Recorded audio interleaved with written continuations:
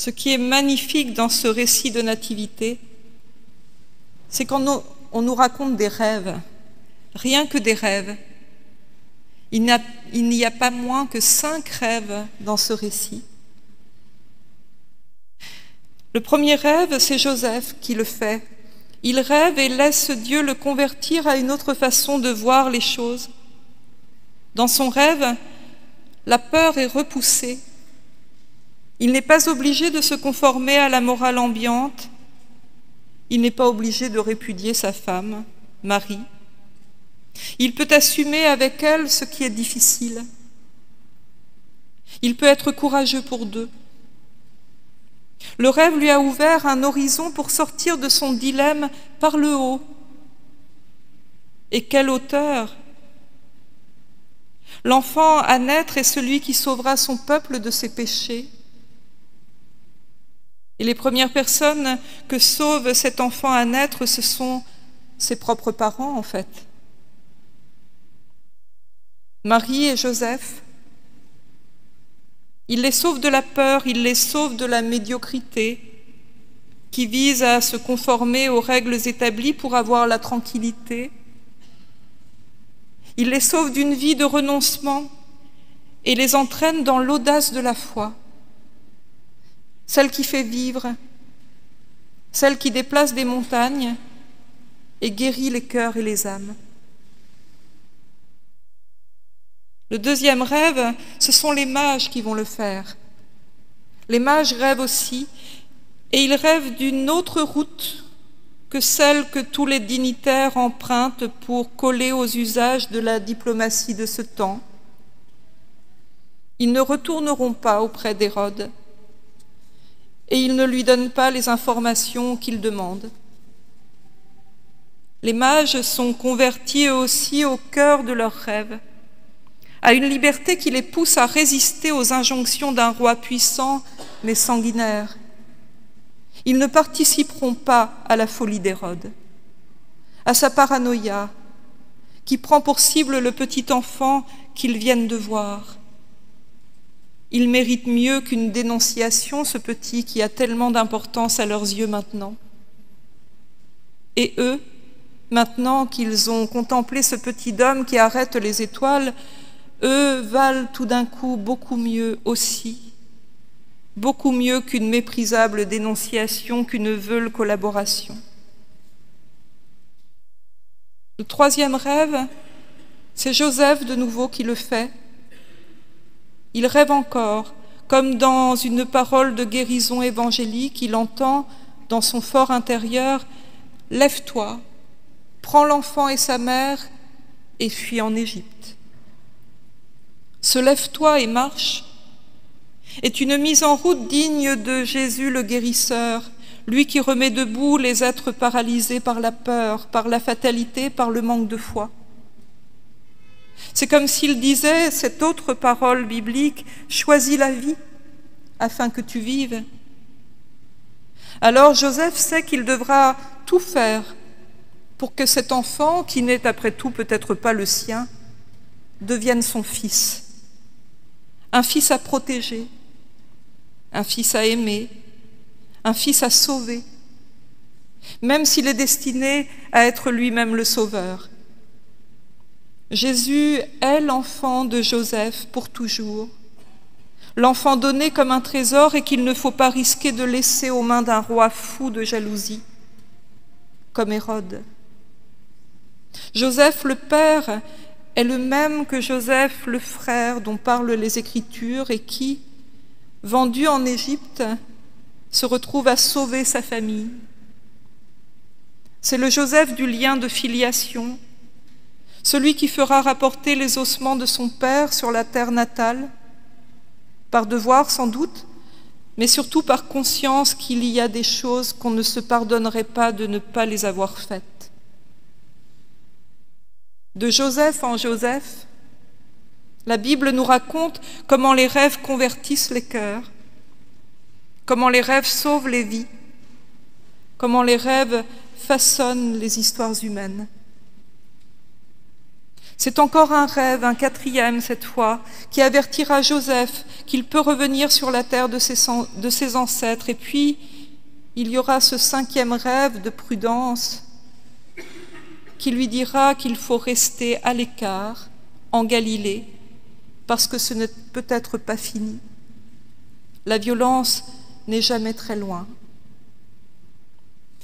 Ce qui est magnifique dans ce récit aussi, c'est qu'il nous raconte les premières années de vie de celui qui sera le Messie en passant par un rêve. Et ce rêve qui guide la volonté, qui éclaire le jugement, qui rend sages les audacieux, c'est le rêve des prophètes, le rêve de ceux qui croient et qui ont comme tâche de transformer le monde en royaume de Dieu. Ce qui est magnifique, c'est que, comme nos rêves, ces rêves évangéliques sont constitués des désirs de salut de ceux qui les font. Alors à quoi rêvaient les fidèles pour lesquels a été écrit l'évangile de Matthieu? Alors à quoi rêvaient les rédacteurs de l'évangile de Matthieu pour qu'ils nous racontent une telle histoire? Les auteurs de l'évangile de Matthieu ont rédigé cette aventure pour une communauté de Juifs convertis à l'enseignement de Jésus, vivant en diaspora, en Syrie, sans doute du côté d'Antioche sur l'Oronte. Cette ville était une étape importante sur la route de la soie. Cette communauté d'exilés qui a dû quitter la Judée après la destruction du temple en 70 rêve sans doute d'un retour possible à une paix retrouvée, d'un retour d'exil. Car c'est bien un peuple en exil qui écrit tous ces récits de nativité. Rien d'étonnant alors que le premier grand exil qui marqua la conscience collective du peuple d'Israël, l'exil à Babylone, imprègne ces récits de naissance, écrits après coup, après la mort de Jésus, après la destruction du temple, après le départ des Judéens pour des contrées lointaines comme la Syrie. Dans cette ville-étape pour les grandes caravanes commerciales, on se souvient que le salut était venu de Perse, contre toute attente, de là où d'habitude venaient les grands envahisseurs. Cyrus le Grand était devenu sauveur.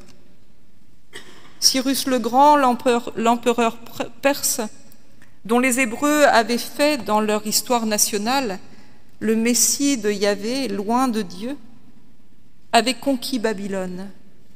Et il avait bien traité les exilés et leur avait permis de rentrer à Jérusalem pour reconstruire leur temple, restituant toutes les richesses dont Israël avait été spolié par Nabuchodonosor II. Et c'est le livre d'Esdras qui nous raconte cela, dès ses premiers chapitres. Cyrus le Grand était donc un roi juste, non juif, certes, mais un prince de paix, comme l'espéraient les prophètes bibliques. Est-ce la religion de ce grand roi qui donna l'idée au rédacteur de l'évangile de Matthieu de cette visite des mages? Ces mages dont les savants astrologues, comme les prêtres du zoroastrisme, la religion de l'Empire perse qui avait comme prophète Zarathustra, et qui prônait une égalité pour tous, hommes et femmes, une égalité avant l'heure, parce qu'ils étaient peu nombreux à penser comme cela à cette époque-là. Une religion qui, elle aussi, parlait d'amour du prochain et qui, elle aussi, était monothéiste, dans un paysage où beaucoup étaient non pas monothéistes, mais croyaient à des divinités absolument multiples. Alors que ces mages viennent trouver l'enfant Jésus et l'expression d'un rêve d'un nouveau Messie à la manière de Cyrus le Grand, un pourvoyeur de paix, de justice et d'amour du prochain. Ces mages ont le privilège d'être avertis en songe des desseins de Dieu. Ils sont eux aussi inspirés par le même Dieu que celui des Hébreux. Pour les exilés de la diaspora juive, la foi n'a plus de frontières, elle n'a plus de territoire. Pour eux, la Terre Sainte, c'est leur foi. celle qu'il partage avec toutes les femmes et tous les hommes qui croient qu'un avenir meilleur est possible. Le récit de naissance de l'évangile de Matthieu est très tardif. Il s'ajoute à une tradition de textes évangéliques qui sont plus anciens. Au moment où l'on cherche à donner une origine miraculeuse et prophétique à Jésus, savait-on qu'autour de Jérusalem, un homme surnommé Bar Korba, fils de l'étoile en hébreu, menait une révolte contre les Romains pour reprendre Jérusalem? Cette résistance redonnait peut-être espoir à ceux qui avaient imaginé qu'une étoile serait signe de salut. Et c'est peut-être à cette histoire que nous devons ces récits extraordinaires. Mais nous, en 2022, à quoi rêvons-nous? Quel évangile pourrait raconter nos rêves? Quelle langue onirique un prophète d'aujourd'hui pourrait bien prendre pour écrire notre évangile, notre récit de nativité, d'un salut pour ce monde? Tant d'hommes, de femmes et d'enfants aujourd'hui encore sont en exil pour fuir un pays en guerre et le massacre des innocents. Tant de femmes aujourd'hui encore, comme Rachel aux temps anciens, pleurent leurs enfants qui ne sont plus. Tant d'êtres humains sont aujourd'hui encore à la merci de puissances qui les dépassent et écrasent leur vie. Comment ne pas se sentir proche de ceux qui, il y a plus de 2000 ans, ont écrit ces récits? Alors que les grandes puissances de notre temps se tiennent en respect sans savoir qui fera le premier faux pas qui entraînera toutes les autres dans un déferlement de violence, nous attendons un salut contre la peur, un salut pour les pays dévastés par la guerre, un salut contre les tyrannies qui n'en finissent pas de persécuter les plus faibles, et souvent en premier les femmes et leurs enfants, les opposants politiques ou les minorités ethniques. Exilés en nous-mêmes, sans pouvoir nous sentir installés dans la vie que nous menons, nous faisons l'expérience d'une histoire précaire, où les échanges internationaux, comme au temps où écrivaient les rédacteurs de Matthieu, apportent le meilleur en commerce et en solidarité et le pire dans la contagion du mal. Alors contre la peur, contre le fatalisme, contre les réactions de fermeture et de haine, devant cette grande incertitude que nous devons tous partager, nous sommes tous ensemble et il nous faut essayer de rêver de salut, quoi qu'il arrive. Il ne s'agit pas là d'un rêve naïf qui nous berce d'illusions, mais un rêve qui nous met en route pour construire pas à pas, ensemble, le royaume de Dieu sur cette terre.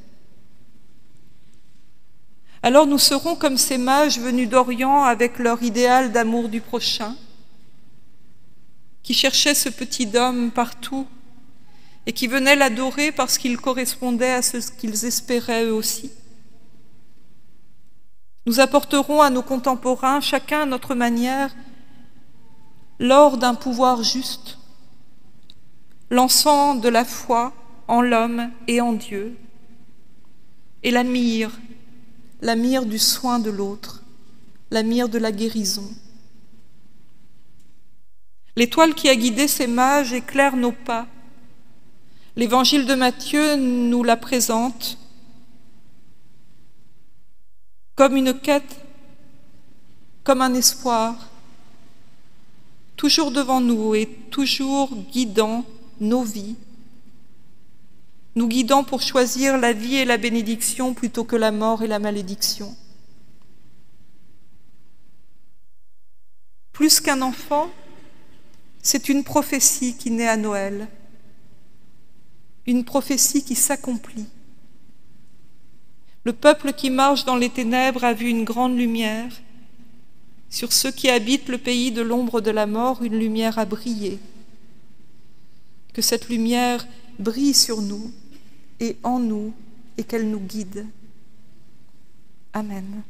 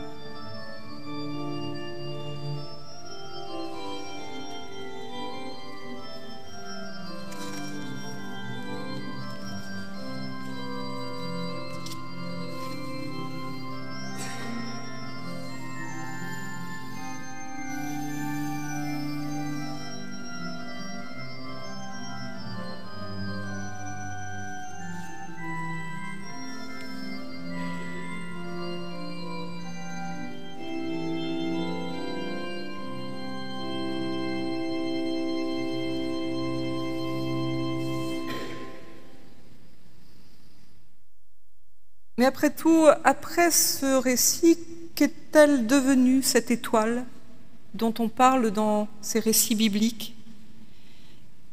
Qu'est-elle devenue cette étoile de Noël? Quand elle a fini de guider les mages, qu'a-t-elle bien pu devenir? Ça ne s'escamote pas comme ça, une étoile quand même. En fait, le gardien de la voûte céleste était bien perplexe quand il a fallu ranger l'étoile de Noël. Il avait un problème. Les mages étaient repartis chez eux. Bethléem n'avait pas sans doute beaucoup de monde à recevoir encore et sûrement pas des hommes aussi importants que les mages.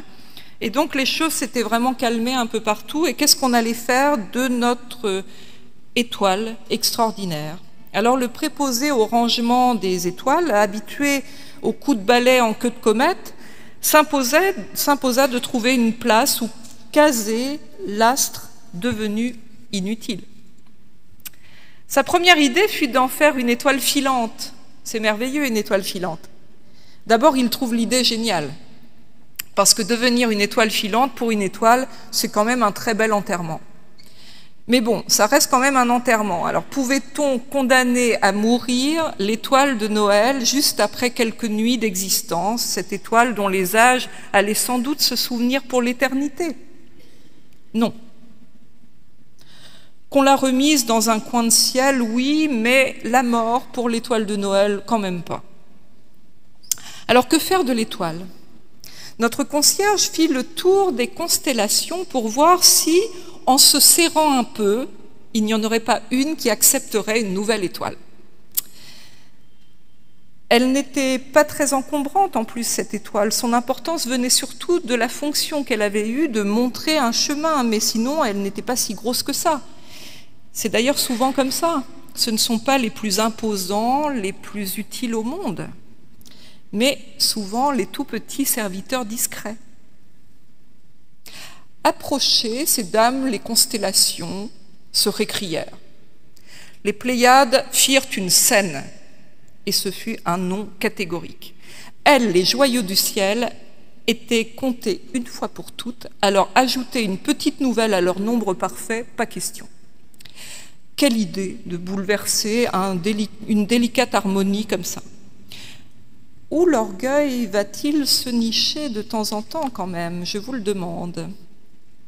Imaginez alors la réaction des autres astres.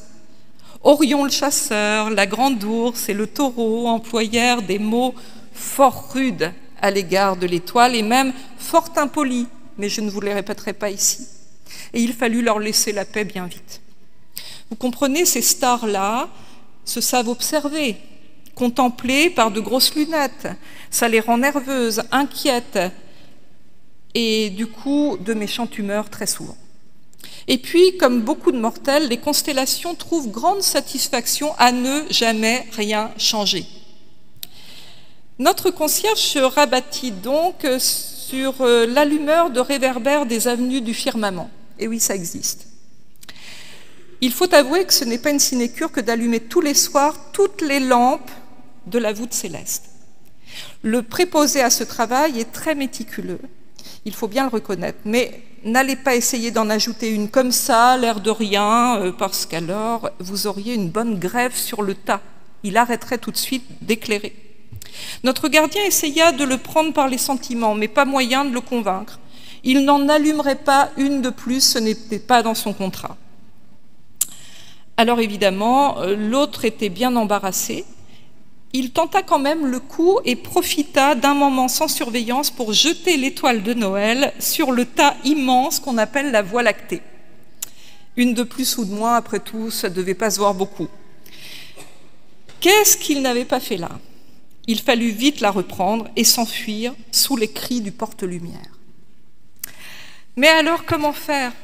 Pouvait-il remiser l'étoile indésirable dans un coin de grenier avec les vieilles lunes et les comètes qu'on ressort une fois tous les 100 ans pour leur refaire une jeunesse? Non. Mais alors où? Une étoile hors série, on n'en fait pas ce qu'on veut, on ne la met pas n'importe où. Le concierge se souvenait de la venue inopinée de cette étoile et comment elle ne tenait pas en place, ne respectant aucune trajectoire habituelle, remettant en cause les règles de la gravitation universelle, suivant son chemin à elle, s'arrêtant où et quand elle voulait. N'avait-elle pas stationné au-dessus d'un village de Judée apparemment insignifiant? La consigne fut, semble-t-il, de la laisser faire à sa guise parce qu'elle participait à un événement prodigieux qui allait bouleverser la terre et ses habitants. Notre concierge ne savait pas vraiment de quoi il s'agissait. La terre, ce n'était pas trop son rayon. Lui, il s'occupait plutôt d'en haut.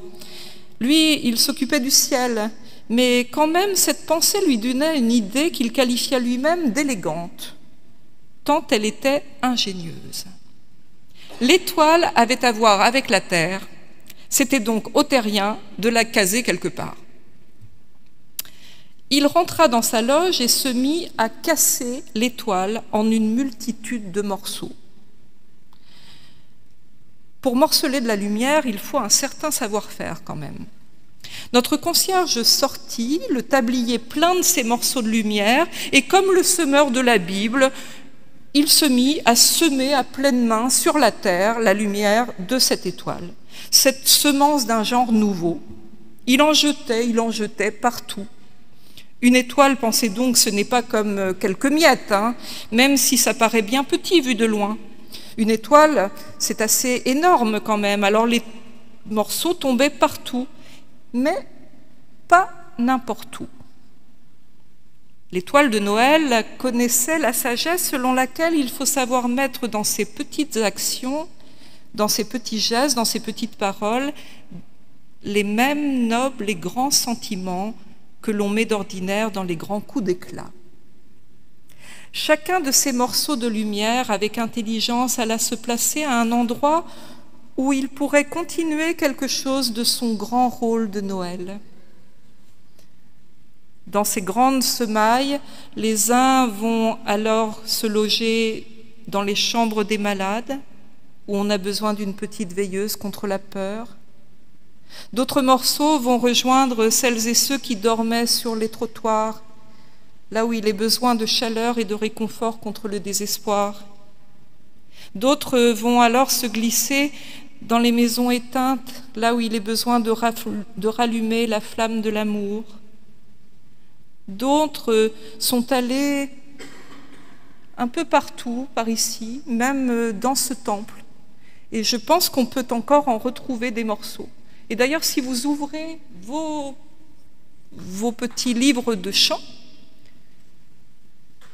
alors je vois ceux qui ont encore la foi et ceux qui l'ont vraiment plus. Ouvrez vos livres de chant, je vous promets, allez-y. Ouvrez l'enveloppe qu'il y a dedans. Et je suis sûre que vous trouverez pour vous un petit morceau de 7 étoiles de Noël pour qu'elle brille à jamais dans vos vies et qu'elle vous bénisse pour toujours. Merci.